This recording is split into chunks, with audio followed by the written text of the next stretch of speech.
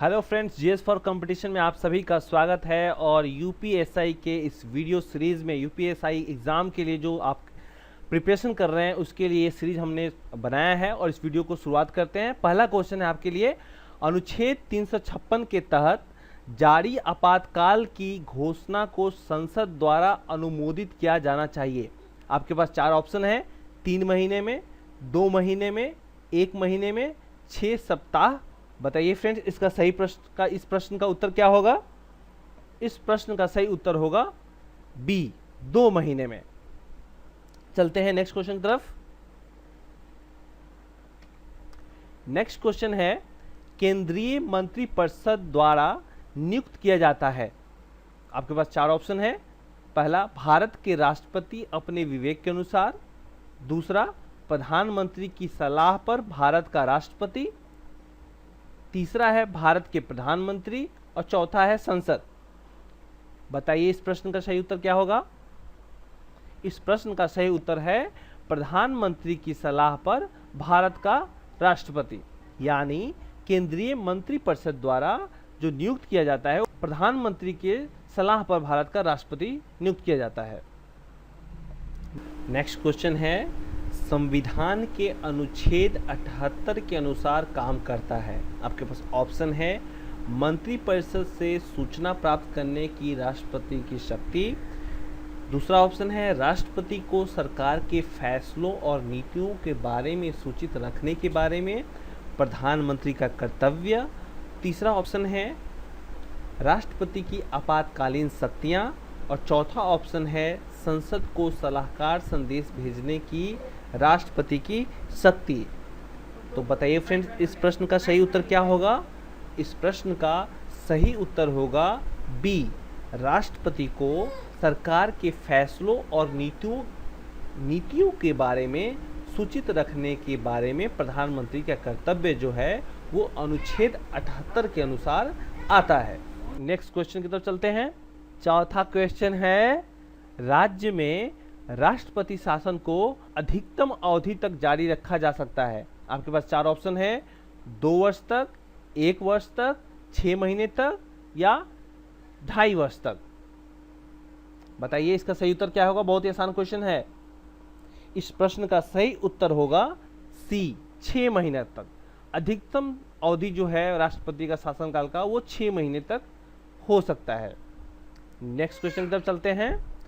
पांचवा क्वेश्चन है, जब कोई राज्य गवर्नर मर जाता है, जब कोई राज्य का गवर्नर मर जाता है या इस्तीफा दे देता है, जो आमतौर पर एक नए गवर्नर की नियुक्ति होने तक अपने कार्यों का अभ्यास करता है। इसमें चार ऑप्शन है आपके पास, उच्च न्यायालय के मुख्य न्यायाधीश। दूसरा ऑप्शन है, राज्य के महाधिवक्ता। तीसरा ऑप्शन है, राज्यपाल के महासचिव। और चौथा ऑप्शन है, राज्य मंत्रिमंडल द्वारा नामित व्यक्ति। इस प्रश्न का सही उत्तर क्या होगा? उच्च न्यायालय के मुख्य न्यायाधीश। नेक्स्ट क्वेश्चन की तरफ चलते हैं। छठा क्वेश्चन है, किसी राज्य के राज्यपाल के संबंध में निम्नलिखित में से क्या सही है? ऑप्शंस को देखते हैं। पहला ऑप्शन है, वह राष्ट्रपति से राज्य में राष्ट्रपति शासन लगाने की सिफारिश कर सकता है। दूसरा ऑप्शन है, उनकी पूर्वानुमति के बिना राज्य विधानमंडल में कोई धन विधेयक पेश नहीं किया जा सकता है। तीसरा ऑप्शन है, जब विधायिका सत्र में नहीं होती है तो उसके पास अध्यादेश जारी करने का शक्ति होती है। और चौथा ऑप्शन है, ऊपर के सभी। बताइए इस प्रश्न का सही उत्तर क्या होगा? इस प्रश्न का सही उत्तर है ऊपर के सभी। यानी ऊपर के जितने भी आपको ऑप्शंस दिख रहे हैं वो राज्यपाल से संबंधित है। नेक्स्ट क्वेश्चन की तरफ चलते हैं।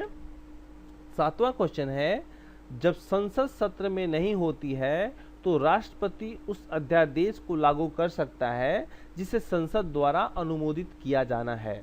इसके पास इस प्रश्न के चार ऑप्शन हैं। पहला ऑप्शन है, संसद के आश्वासन से 6 सप्ताह, संसद के आश्वासन से 6 महीने, अध्यादेश जारी करने की तारीख से 6 सप्ताह, अध्यादेश जारी करने की तारीख से 3 महीने। बताइए फ्रेंड्स, इस प्रश्न का सही उत्तर क्या होगा? इस प्रश्न का सही उत्तर है संसद के आश्वासन से 6 सप्ताह। नेक्स्ट क्वेश्चन की तरफ चलते हैं। 8वां क्वेश्चन है, कलकत्ता, मद्रास और बॉम्बे में उच्च न्यायालय भारतीय उच्च न्यायालयों के अधिनियम के तहत स्थापित किए गए थे। कौन से अधिनियम के तहत स्थापित किए गए थे? इसमें 4 ऑप्शन है, 1909, 1911, 1861, 1865। बताइए फ्रेंड्स, इस प्रश्न का सही उत्तर क्या होगा? इस प्रश्न का सही उत्तर है 1911। नेक्स्ट क्वेश्चन की तरफ चलते हैं। पश्चिम बंगाल के उच्च न्यायालय कलकत्ता को मामलों की सुनवाई के लिए अतिरिक्त अधिकार क्षेत्र मिला है। ऑप्शन है अरुणाचल प्रदेश, मिजोरम, त्रिपुरा, अंडमान और निकोबार द्वीप समूह। बताइए फ्रेंड्स, इस प्रश्न का सही उत्तर क्या है? इस प्रश्न का सही उत्तर है अंडमान और निकोबार द्वीप समूह। नेक्स्ट क्वेश्चन की तरफ चलते हैं और आखिरी प्रश्न है इस सीरीज का।